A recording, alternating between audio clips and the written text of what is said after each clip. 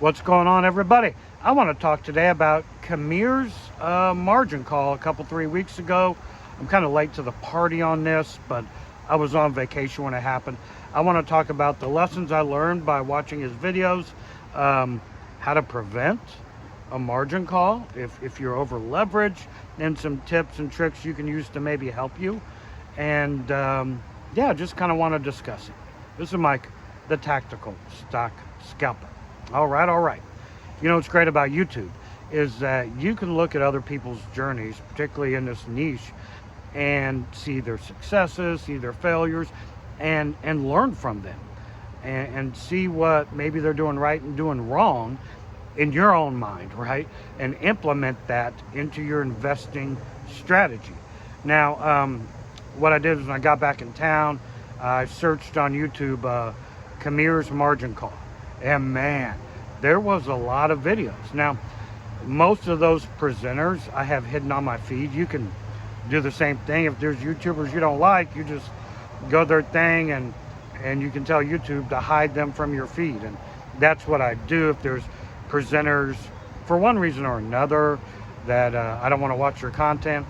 You know, I don't leave comments or make videos about them, etc. I just hide them from my feed and carry on with my life, right? So I noticed that most of the presenters were hidden from my feed. So I did indeed watch a couple of those videos to kind of get my bearings on what like the opposite people were saying, like that don't like Khmer, and then watch Khmer's videos and kind of put my own list together here. Now, I like Khmer personally. We have two totally different investing styles. He is much more offensive. I am much more defensive. I don't use margin. I'm at a point in my life where the risk is just, the risk is not worth it for me. I'm trying to retire. I'm trying to retain capital, right? That's more important to me than making more money. I think if I retain capital, that's been proven over a long period of time, by retaining capital, I stay in the game longer than most people, and I continue to build my net worth. So I don't need to use it. It just doesn't fit my investing style. And because we are both adults, meaning Khmer and myself, you can have two totally different investing types and still respect and like each other, because we are both adults, and that's what adulting looks like to some of you people out there. That's what it looks like. Okay, so let me kind of just start here, and then I'll get into the lessons and maybe how to prevent it if you are kind of in a tough call. Now, for me and me only, using margin as the market is rising for me in a retirement account is very risky, because the market is like a rubber band, right? It keeps stretching and stretching. Well, eventually it can only get so far and it snaps back, whether that's a correction like we had, a pullback, or you know, a much deeper correction or crash, right? Those things will happen through time. It's inevitable. Just like the market goes up, it's going to drop as well.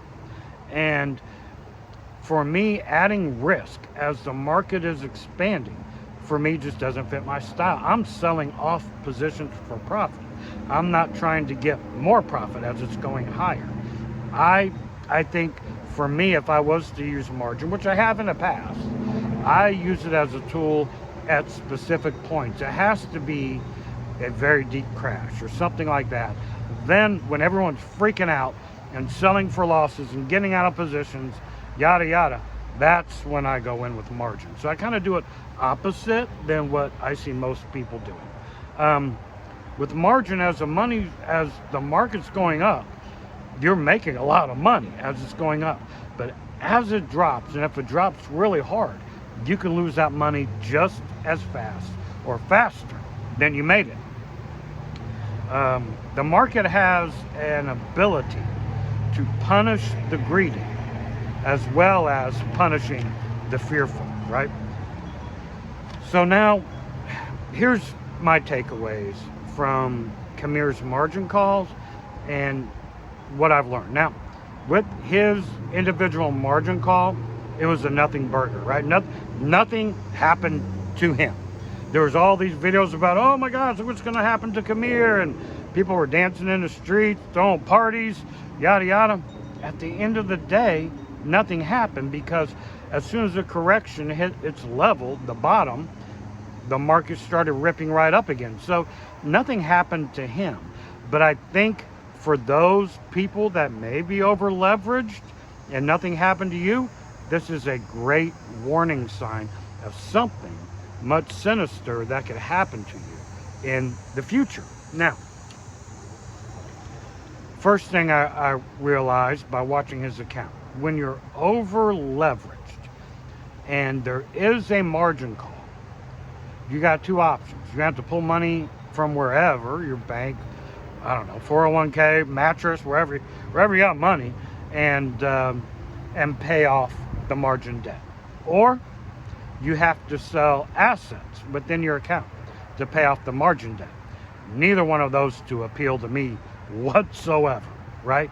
But that's what you're going to have to do if you get a margin call. So you need to be mentally prepared that that's your outcome. Those are your options. Here's another thing. If you are real heavy in margin, like whatever, and heavy is relative to each individual in their position, right? If you're real heavy in margin, having a margin call, I think, should be on your mind. And I know for some people that's really hard to do. As the market's rising, they think, nothing's ever going to happen. It should be on the back of your mind that if you're over leveraged, this is inevitably going to be your fate. That's just it. Might not be tomorrow, might not be in a month from now, but eventually, if you're over leveraged, that will be your fate. You're going to have to pay it off one way or another.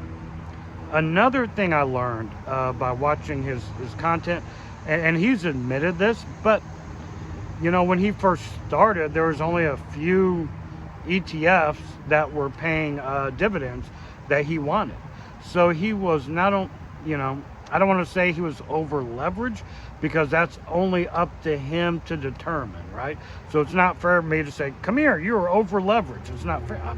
I'm not in his account. I don't live with his account. That's up to him. But he has admitted this, that he is too heavy in a single ticker or single entity like Tesla type products. And his account goes the way Tesla goes, and that thing's been like a 3-year downtrend, right? So obviously it has its rip ups and rip downs or whatever, but when you're heavy in a single ticker, your risk is much greater, because you're totally dependent upon that one ticker to carry your account. So I think a lesson here is to be a little bit more diverse in your product line. That way you're not so heavy. Just like a business, right? Just like my food business. If I was only heavy into one product, let's say hot dogs, if I was only heavy into hot dogs during the heat of the summer, you're not selling many hot dogs. So my product line is diverse, right? We sell fresh squeezed lemonade, shaved ice, ice cream, Italian ice, things like these, right? So we are diverse in our product line. Same thing with my account. I am diverse in my account. That way, if one ticker craps the bed, I have others that can help keep my account afloat.